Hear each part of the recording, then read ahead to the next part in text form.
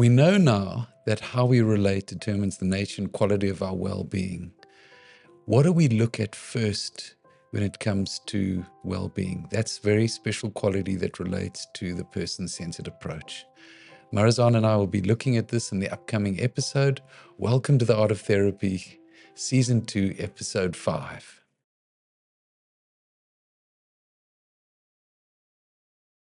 Okay, so we're back today in our studio, so looking at the next episode of the Art of Therapy. Yes. Yes. So just to take a step back, so just looking where we left off the last time. So the last time we really started to have a look at the context and how a client's presenting complaints, how that really creates a flashlight for where to look and in which relationships to look for. So now that we know where to look, we started to have a look at, so what is the characteristics to look at? And what we looked at is that we actually need to understand why do we need to look at our relationships? And you mentioned there that with a study from Liesel van der Berg's, that she really looked at that our relationships determines our mental well-being. And then for that as well is if there's a difficulty in a relationship or an element that's lacking in a relationship, that affects our mental well-being as well. Very much.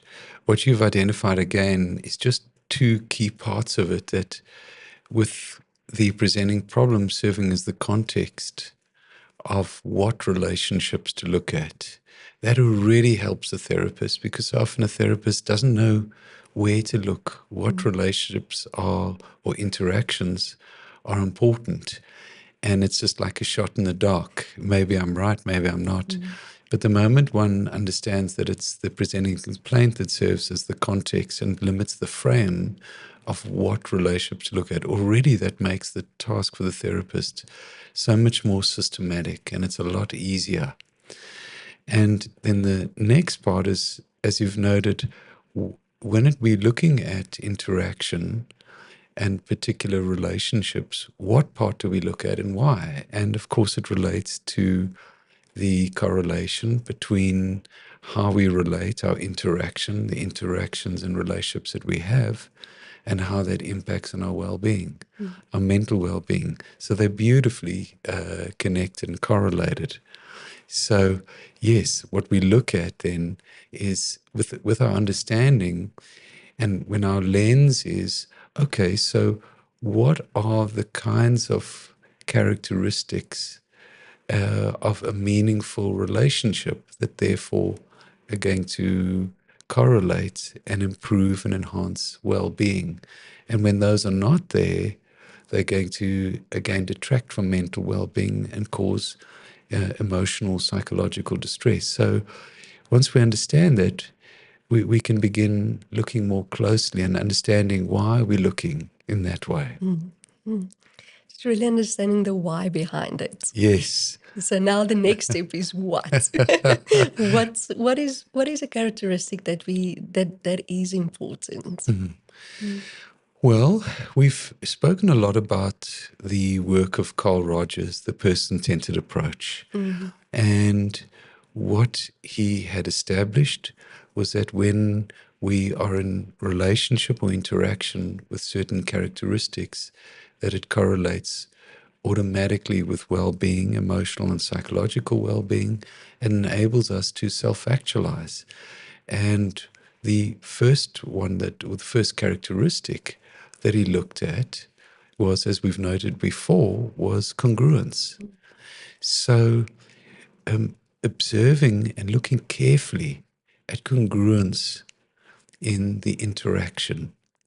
Now we're always going to look at it in two ways, two different levels, as it were.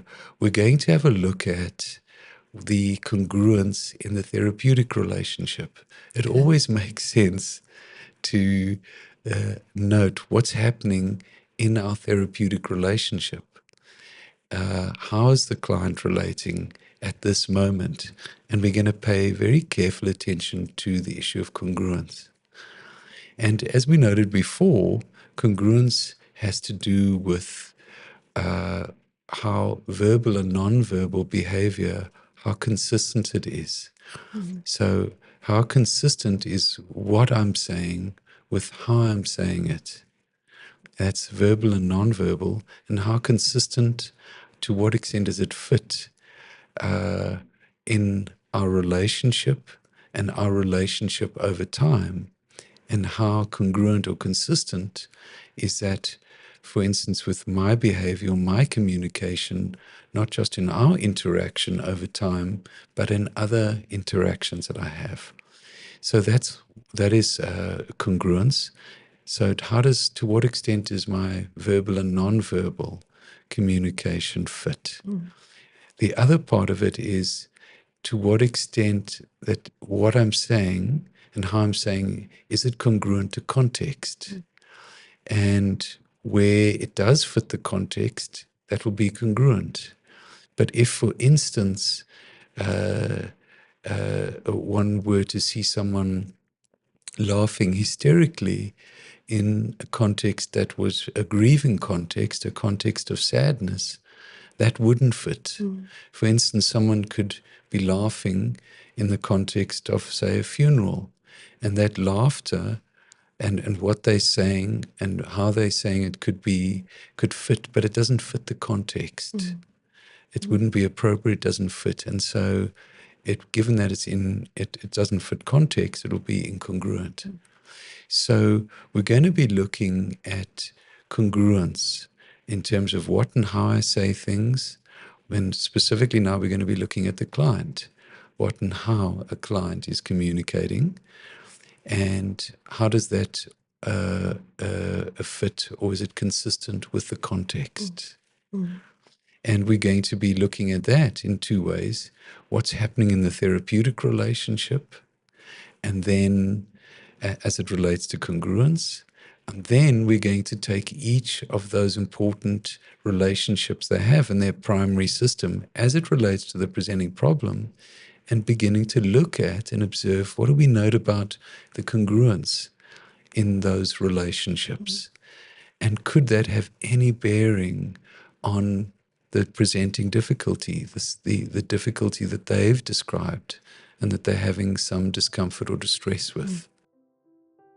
Hi, it's Marizaan, and I would like to tell you something extraordinary happening at Treatment Works. So if you are a healthcare professional and you would really like to deepen your therapeutic skills, training with Dr. Phipps is a must. In my experience, his training is so compassionate, it has high clinical excellence, and it makes therapy so clear. Training is also not just a space to learn, but it's also a space to connect, to share with others and learn from others. So if you are ready to deepen your therapeutic skills and to look at more ways to support your client, join us for training at Treatment Works.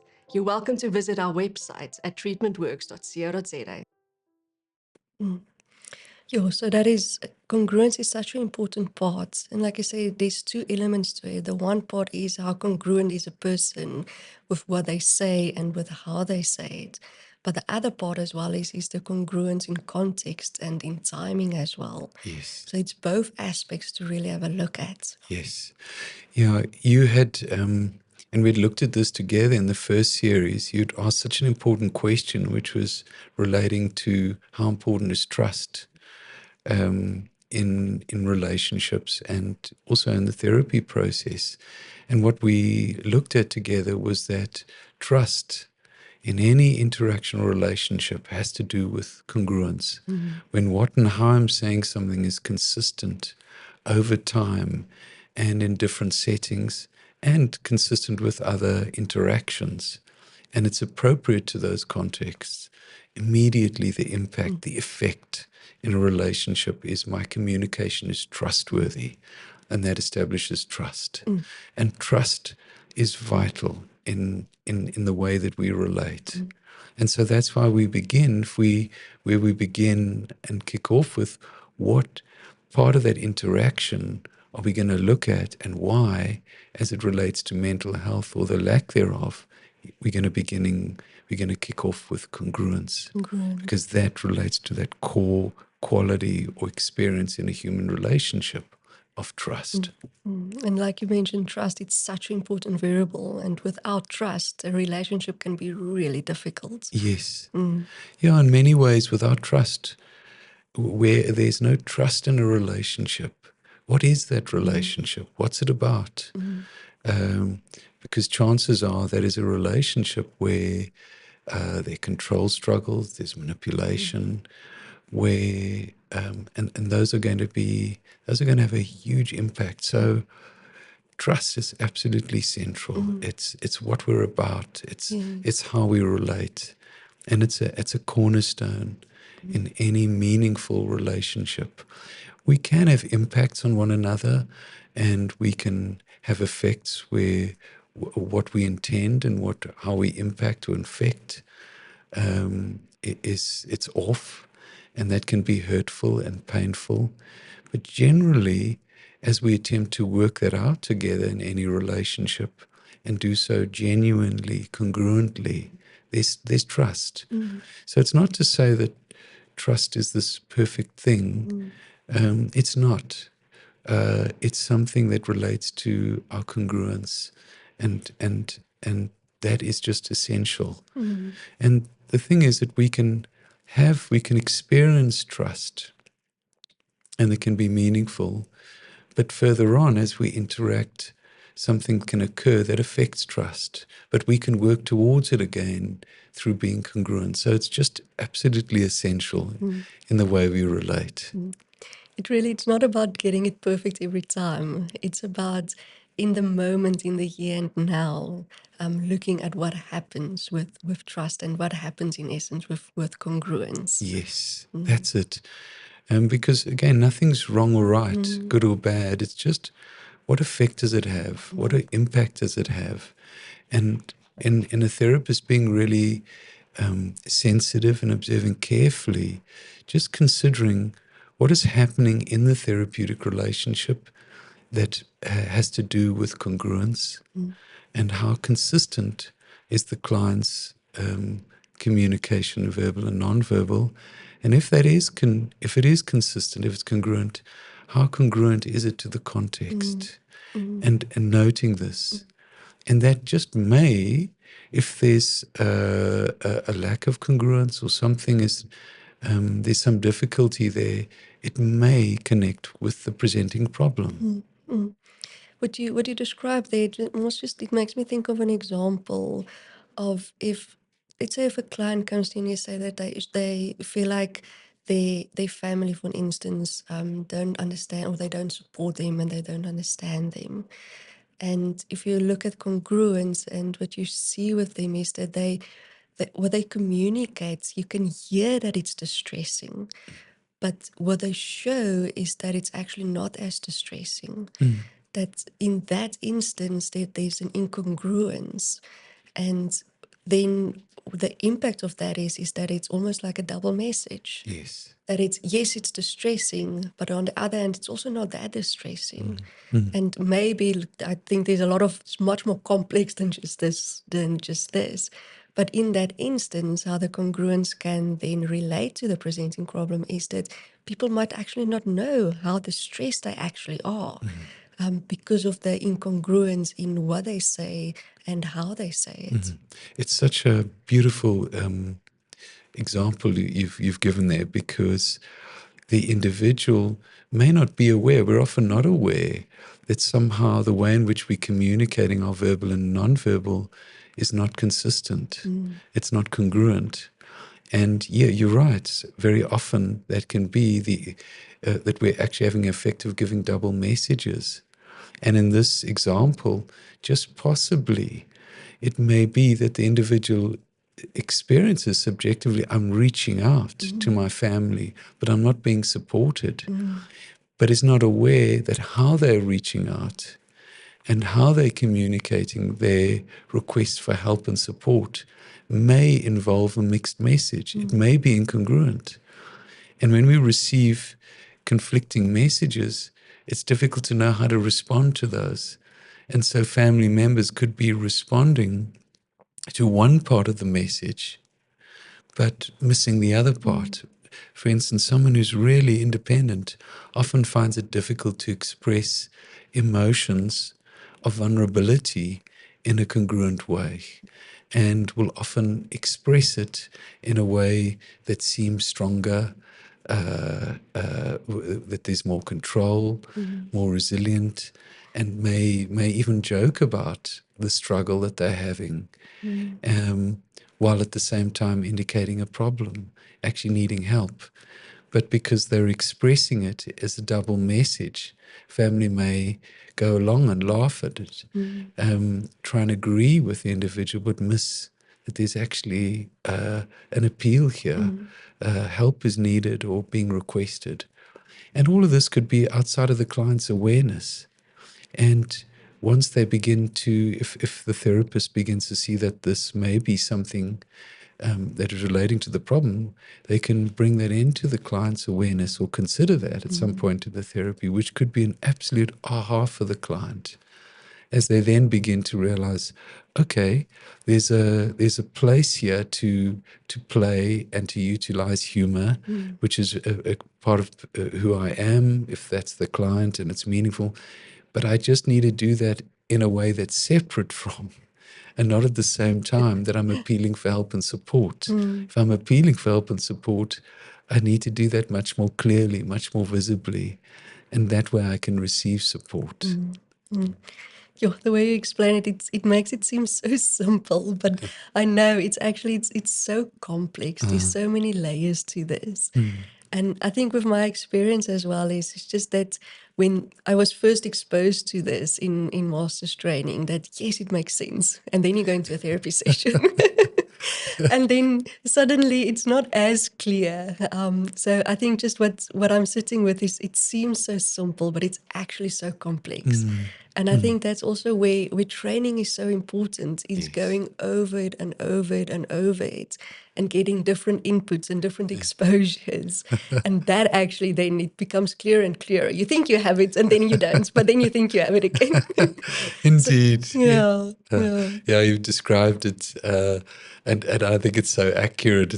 It's almost, it's so elusive. You've just got it. It's clear. It's simple, but then somehow it's not. Yes. It's there and it's gone, and then it's there again. Yeah, and the need for, yeah, therapy is a process, and so is learning the art of therapy.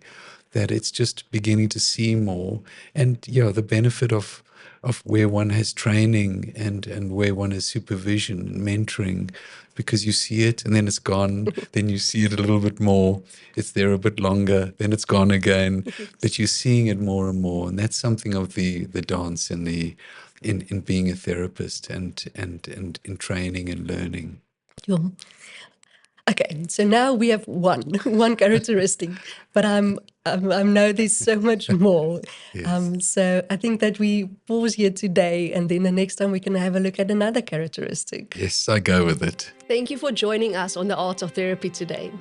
We hope that you find this conversation really thought-provoking and meaningful. And if any of the aspects really resonates with you, please feel free to leave a comment below. Thank you for walking this journey with us. Until the next episode.